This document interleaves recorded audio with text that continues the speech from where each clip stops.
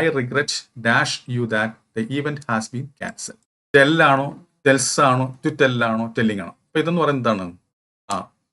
Gerund and infinitives എന്ന് പറയുന്ന ഭാഗത്തിലെ ഒരു ചോദ്യമാണ്. നമ്മൾ മനസ്സിലാക്കേണ്ട കാര്യം, റിഗ്രറ്റ് എന്നുള്ളതിൻ്റെ കൂടെ നമുക്ക് ജെറണ്ടും എഴുതാൻ പറ്റും, ജെറണ്ട് ഫോമും പറ്റും, ഇൻഫിനിറ്റീവും പറ്റും, അതായത് ടു ഇൻഫിനിറ്റീവും പറ്റും.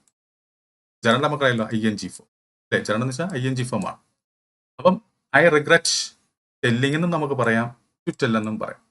ഒരു വ്യക്തിയോട് നമുക്കൊരു വിഷമകരമായ ഒരു കാര്യം, അയാളുമായി സംബന്ധിക്കുന്ന വിഷമകരമായ ഒരു കാര്യം നമുക്ക് പറയണം. അത് നടന്നു കഴിഞ്ഞതുമായിരിക്കും, സംഭവിച്ചു കഴിഞ്ഞതുമാണ്. സംഭവിച്ചു കഴിഞ്ഞ വിഷമകരമായ ഒരു കാര്യം ഒരു വ്യക്തിയോട് നമുക്ക് പറയണം. നമ്മൾ അങ്ങനെ ആ രീതിയിൽ വരുന്ന സമയത്ത് നമ്മൾ എന്താണ് ഉപയോഗിക്കേണ്ടത്? ഇൻഫിനിറ്റീവ് ആണ് ഉപയോഗിക്കുന്നത്. എന്താണ്? ഇൻഫിനിറ്റീവ്, അതായത് ടു ഇൻഫിനിറ്റീവ് ആണ് ഉപയോഗിക്കേണ്ടത്. ഇവിടെ നോക്കുക, I regret dash you that the event has been cancel. അപ്പോൾ ഇത് നടന്നു കഴിഞ്ഞ സംഭവമാണ്. ഇത് നമ്മൾ വേറൊരാളോട് പറയുകയാണ് അല്ലേ? അങ്ങനെ പറയുന്ന സമയത്ത് നമ്മൾ എന്തേ പറയത്തുള്ളൂ? ടു ഇൻഫിനിറ്റീവേ പറയാം അല്ലേ? അപ്പൊ I regret to tell you that the event has been cancel എന്നാണ് ഇവിടെ ശരിയായിട്ടുള്ള ആൻസർ. ഇനി നമ്മൾ എപ്പോഴാണ് ടെല്ലിംഗ് എഴുതുക?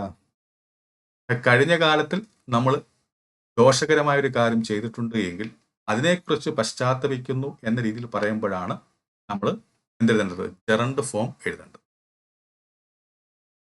ഓക്കെ, ഇത് വേറൊരാളെ അറിയിക്കുകയാണ്. അവിടെ സംഭവിച്ച ഒരു കാര്യമാണ്, ആ ഒരു ഇൻഫർമേഷൻ കൊടുക്കുക, ആ വിവരം അറിയിക്കുകയാണ്. അങ്ങനെ വരുന്ന സമയത്ത് നമുക്ക് ടു ടെൽ പറയാം. അത് നമ്മൾ ചെയ്ത ഒരു കാര്യം, അത് മറ്റുള്ളവർക്ക് വിഷമമായി, അതിൽ നമ്മൾ പശ്ചാത്തപിക്കുന്നു എന്ന രീതിയിൽ പറയുമ്പോൾ നമ്മൾ ടെല്ലിംഗ് ആണ്. ഇവിടെ എന്താണ്? ടു ടെല്ലാണ് ശരിയായിട്ടുള്ള ആൻസർ. മത്സര പരീക്ഷകളിൽ ഇംഗ്ലീഷ് ആണോ നിങ്ങളെ കുഴപ്പിക്കുന്നത്? എന്നാൽ ഇനി ആ ടെൻഷൻ വേണ്ട. ഇപ്പോൾ തന്നെ രഞ്ജിത്ത് ഇംഗ്ലീഷ് എന്ന ലേണിംഗ് ആപ്പ് ഡൗൺലോഡ് ചെയ്യൂ. Kerala PSC, SSC, UPSC, bank തുടങ്ങിയ എല്ലാ പരീക്ഷകൾക്കുമായിട്ടുള്ള ലൈവ് ആൻഡ് റെക്കോർഡഡ് ക്ലാസുകൾ ലഭ്യമാണ്. Ranjith English makes you smart in English.